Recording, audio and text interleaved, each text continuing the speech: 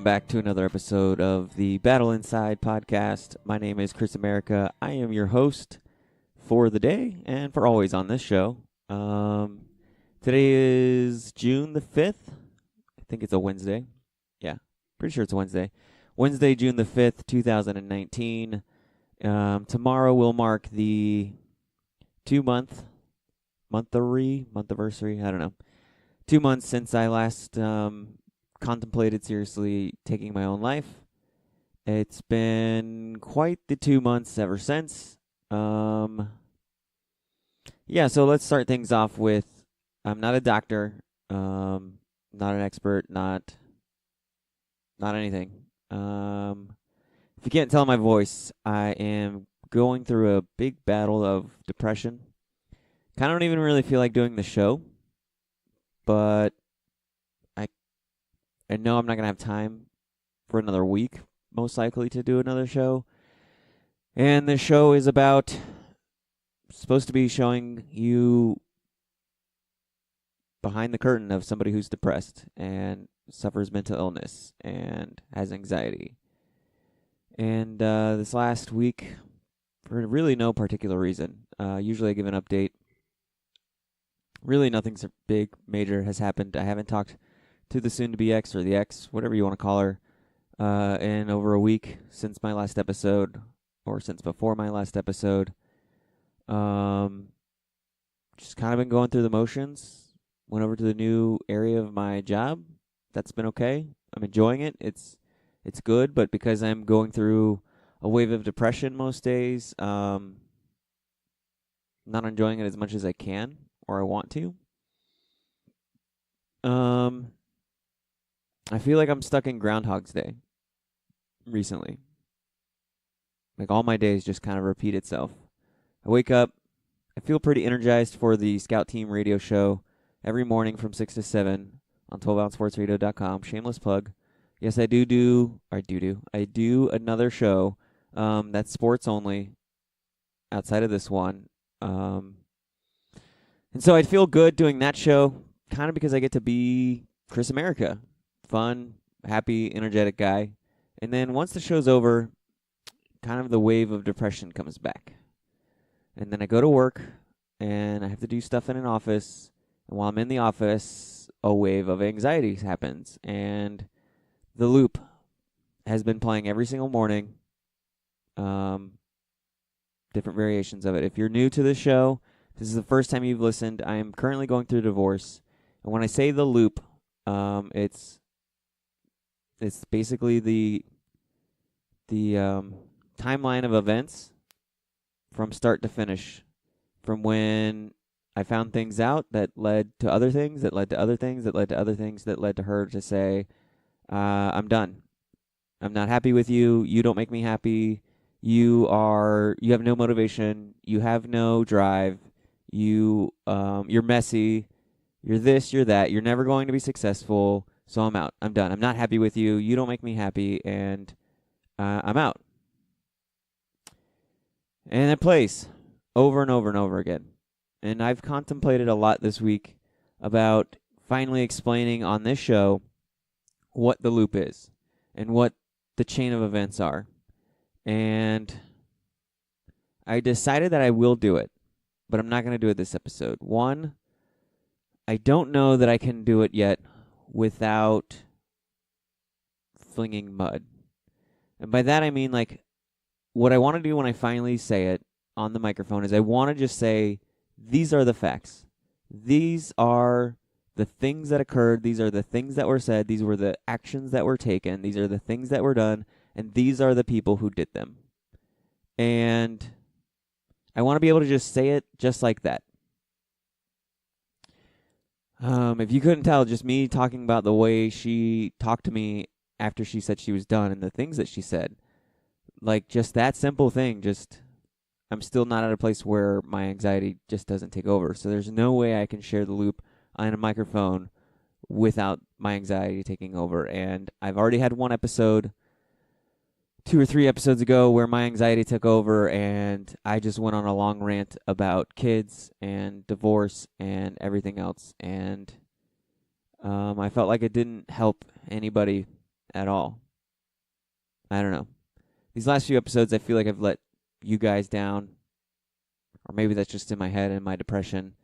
I just feel like I've hit a wall. I started out this journey trying to get better, trying to find peace and happiness and healing, and today I feel like I've just haven't really gotten anywhere. I mean, I know that I'm not in the same place that I was 2 months ago. That's obvious. But I'm not in the place that I want to be. I'm nowhere close. And I feel like a failure, a loser, a baby, a whiner. Like, I'm sure there's some of you who have been listening to this show, and I know a lot of my friends, they just want to slap me and shake me and say, dude, get over her already. It's done. Like, this stuff happens in your life. And trust me, you want to do it. You think you have frustration with wanting to do that. I do that in my head all the time. I shake myself inside my head and say, you're better than this. You're better than her. If she doesn't love you, then that's on her. And if she doesn't know your worth, then that's on her. And the unfortunate thing is with depression and everything, it comes with this negative side. And this negative side chimes in and says stuff like, yeah, but if you were worth it, she would have stayed. If you were a good guy, if you were as good of a guy as you say you are, she would have at least apologized by now. And maybe you aren't getting better, because if you were getting better, she would have told you a week ago that you're unstable and that you still aren't stable enough to be around her kid. And all this stuff. If you were such a good guy and you were such a good catch and you were somebody worth loving, then she wouldn't have done the things that she did. And yeah. It's tough. Like, I didn't write any notes for this show. I just said, all right, just get on the mic and just share what's going on. Just share your feelings. This episode can be 10 minutes long. It could be 45 minutes long. I really don't know. I went to therapy today. Had a very busy day today. Started off with seeing my psychiatrist. Was supposed to see her at 8:30. She didn't take me back until 8:48. And I had another appointment with my therapist. They're both in the same office for 9 o'clock. So I didn't get out of my psychiatrist appointment until 9:15. The front desk didn't tell my therapist that I was here, but I was in my other appointment, so they couldn't find me.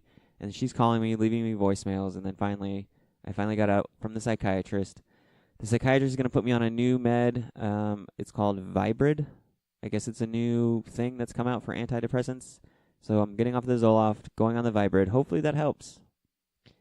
Because positive words and affirmations and pep talks and therapy and shaking myself and having people shake me and everything else is just not working, and I'm over it. I'm over being depressed. I'm over not being me. I'm over this being as good as it gets. Because that's where the other negativity comes in. Like, Chris, you had this happen to you because that's your life. And that's always going to be your life.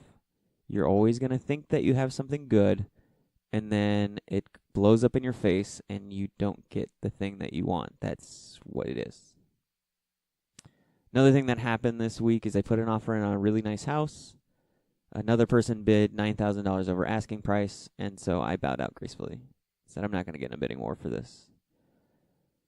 So, I mean, that really didn't bum me out. I kind of knew beforehand that I wasn't going to get the house because they had put in the bid before me, and I was still going to just put in my bid just for S&Gs, just to see what happens.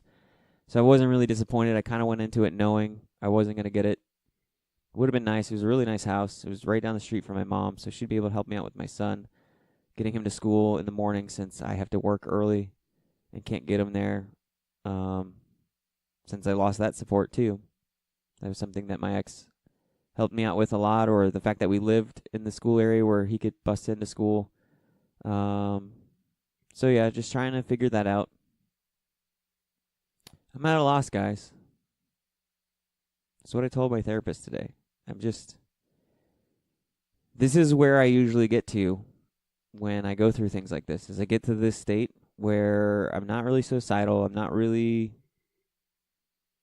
the anxiety's there, especially when the loop starts playing in the morning, but then I gain it under control. But the depression is just there. And I just don't feel like doing anything. And nothing makes me happy, nothing makes me satisfied. And I just sit there and wallow. And I try not to. I don't know how not to. I don't know how to stop the negative thoughts. I don't know how to find my self-worth anymore. I felt like I was doing good, and then the ex sent me that apology thing, and then I thought, if she's truly sorry for what she did, then I should be able to voice out all the ways that she hurt me. And in my head, I had hoped and dreamed that she would just read it and come to me and have like an open, honest discussion where we can both just kind of just talk. And that didn't happen. Instead, it went the other way. Just pushed her away. And that's, again, that negativity comes in, like that's just how it is. Another reason why I don't want to share the loop just yet is because I don't want the blowback yet. I'm not ready to handle what she will or won't do with the blowback. I'm not ready for her text messages once she finds out that I've told her. She's already told me not to tell anything because that's her business. She was already gave me a blowback for just saying that we got married. There was a blowback with that. So I can't imagine what it's going to be when I finally share everything she did, and all of it that went down. But the main reason why I've decided to do it, to finally say it, is because, one, I feel like it'll help me. It'll help empower me and give me a voice. And two, I feel like it'll help you guys to kind of more understand what I'm going through and relate to me and help me. And maybe help you because maybe you've been through what I've been through or something similar. And three, because it's my story. What happened to me is my story, and I should have the right to it. I should be free to share with it however and whomever I want. I'm not throwing mud, I'm just sharing my story. This is what happened to me. This is why I hurt so bad. This is why it is so hard for me to get over it. Get over everything. So, but it sucks because I know the blowback will come for it.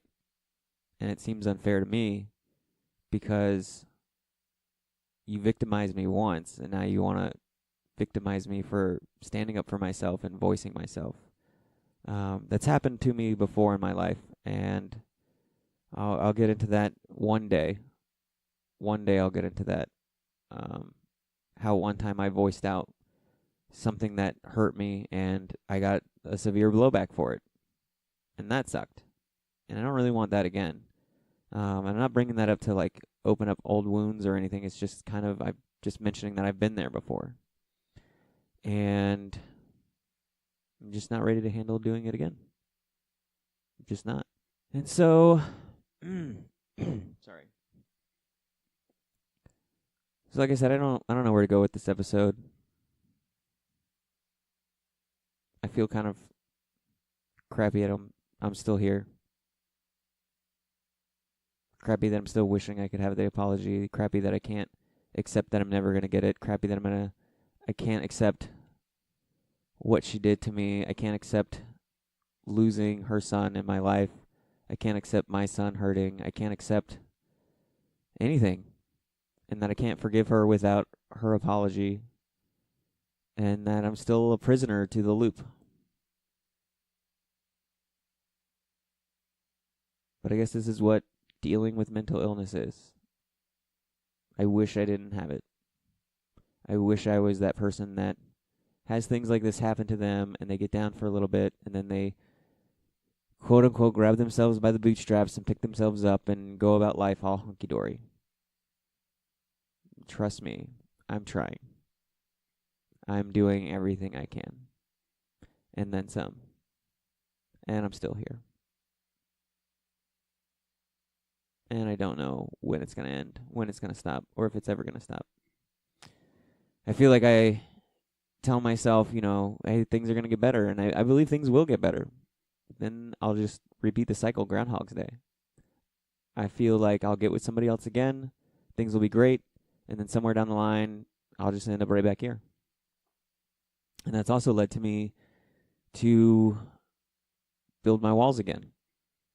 Like, I feel like everything I've mentioned in all my episodes, the walls, acceptance, anger, peace, regrets, I feel like I'm failing at all of those now because I'm building a wall. Mainly, I'm building a wall to protect Landon. My main concern now about getting a relationship is I don't want him to go through this again. You guys know my feelings on abandoning a child. Landon's had it happen to him once. I don't want it to happen to him again. And right now where I'm at, I feel like there's nothing anybody can tell me to make me believe that they're not my ex, that they're not going to do what my ex did, because she sold me a really, really big bag of goods. I'm telling you, like, I made it loud and clear what my fears were to her throughout the entire relationship from the get-go. I'm very open and I'm very communicative with the people I'm in a relationship with. I believe communication and openness and honesty, no matter how bad or how good it is very important to me. And so I made it very clear to her, and she made promise after promise. She said everything that I needed to hear to make sure I can let go and trust her with Landon's heart and trust her with my heart. And then when it's all said and done, she gets to just write it off as like, look, people change, people break up. That's the way life goes, and I'm out. And I'm not even going to try any bit to try to fulfill my promises to you. Not even going to lift a finger. And I'm going to blame you for why I'm not doing it. I'm going to blame you for how you've been acting or how you've been reacting to my actions. And see, this is why I can't do the loop, because I'm already just with that. I'm just. I feel like this is a waste of an episode. Yeah. So, I can't trust anybody. Not with his heart. People can tell me whatever they want to tell me, because I know there's always that cop out excuse during breakups. Like, yeah, I said it and I meant it then, but I don't mean it now. So, clean hands. I'm out. No need to worry about the checks that my mouth wrote a year ago that I can't cash today. And again, I'm not sitting here preaching that she should have stayed with me even though she was unhappy or as unhappy as she thinks she was with me. I'm just saying that when you promise a child and you promise a dad that you're going to always love his son and you're always going to be there for him no matter what, that's a broken promise. I can't trust anybody with that again. And I'm also just tired of people saying you can't think that way. Like, stuff happens in life. You can't put your kid in a bubble. You can't do this, that, and the other. You can't protect him from everything in life. No, you're right. I can't. But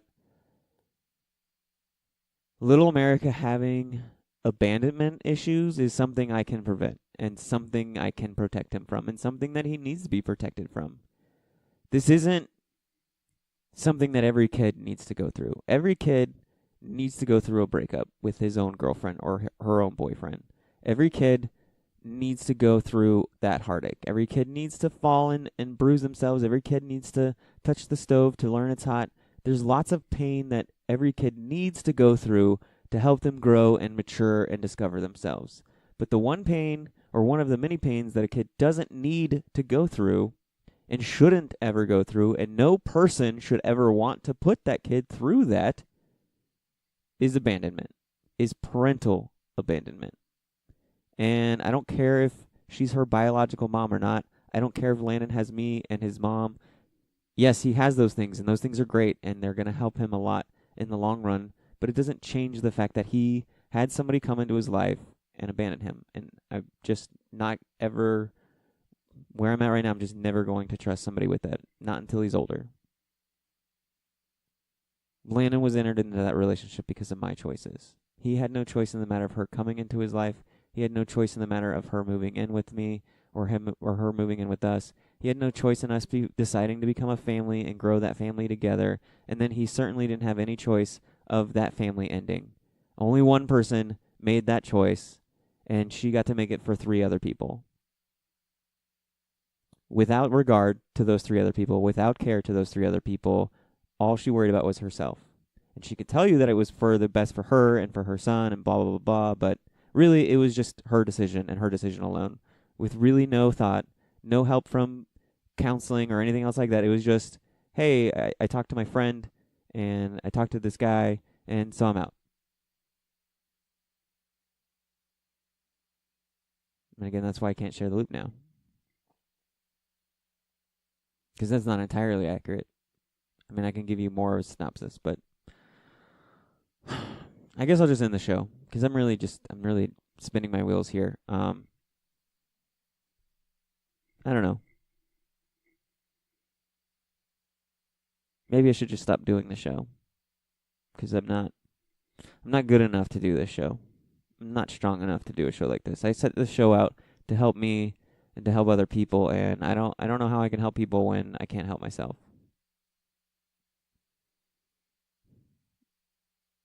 And that's the negativity again. Like, I'm never going to get better, so why am I going to continue a show with the hopes of getting better and having this strong journey and growing this podcast into something huge and doing speaking engagements and stuff like that? Like, it's just another pipe dream, right?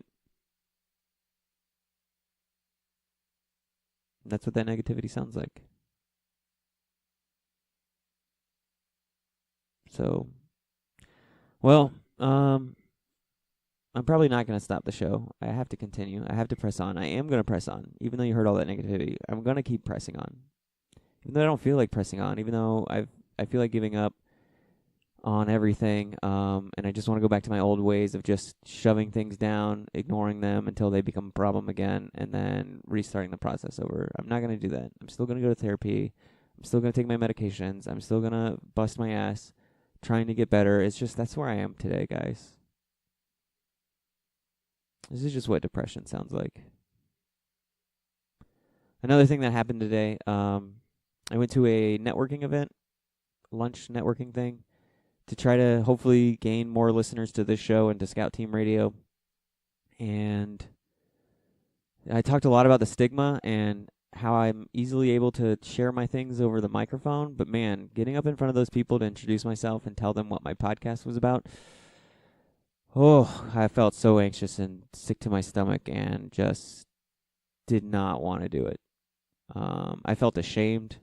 I felt like a loser. Here I am with like bankers and lawyers and, health insurance salesmen, all these like successful people. And here I am just a guy who has a regular day job, doesn't do anything, no college degree, and who has a stupid podcast about sports and his mental health. But I powered through it. I said what I had to say. Unfortunately, I had to leave early, so I didn't really get to make the connections that I wanted to make, but I did it. I made it through. I made it through the day, and I guess that's a victory, right? I made it through the day. I'm going to go to the gym. I'm going to go work out. Hopefully that helps. Again, sorry this was a waste of an episode. Wasted your time. Wasted my time. I do have... I did finally get an email address. You can reach me if you want. The email address is... Let me pull it up real quick. Where do I go for that? Oh, yeah, here. Oh, man. I swear, one of these days I'll be prepared for a show. You can email me at battleinsidepodcast. That's all one word. Battleinsidepodcast at scoutteamradio.com. Battleinsidepodcast at scoutteamradio.com. You can email me, and I'll try to email you back and get in contact with you. If you don't want to email me, you can send me a line on Twitter at @TheChrisAmerica, or at BattleInsidePod. That's the podcast Twitter handle. Even though I sound down and out, even though I sound like I'm, giving up, I don't want you to give up, because I'm not going to give up. I'm going to keep fighting. And if you feel the same way I do, depressed, lonely, anxious, dealing with trauma from your childhood, or even right now going through things, get help, please. We all need help sometimes, whether it's a doctor, a lawyer, whatever it is. We all need help. So there's no shame in getting help. There's no shame in going and talking to a therapist or a psychiatrist and figuring out your stuff. If you're feeling suicidal, like I was 2 months ago, please don't do it. Even though I'm still depressed and it's 2 months later and I still feel like my life is never going to get better and I still feel like my life is hopeless and that I'm going to continue a cycle of just good things, bad things happening to me and never ever getting the relationship and family that I've dreamt of ever since my parents got divorced. Even though I'm still there and I still believe that I don't deserve that kind of happiness, I'm still glad that I didn't do it that Tuesday or that Friday on April 6th. And I hope that you don't either. Give life another shot. You're not who you are yet. Trust me, that's not you talking. That's your depression, that's your anxiety, that's your trauma, that's negativity talking right now. So if you need help, reach out to your friends, reach out to your families, and if you don't have any of that, reach out to the National Suicide Prevention Lifeline, 1-800-273-8255. Again, that's 1-800-273-8255. Or you can go to suicide.org. Suicide.org if you're not in the United States. If you scroll down to about a third way down, you go to the suicide prevention hotlines for other countries. There's a link for that. Just go ahead and click those. Or you can go to the crisis text line.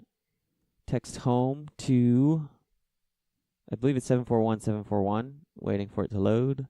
Loading. Yes, 741-741. Text home to 741-741.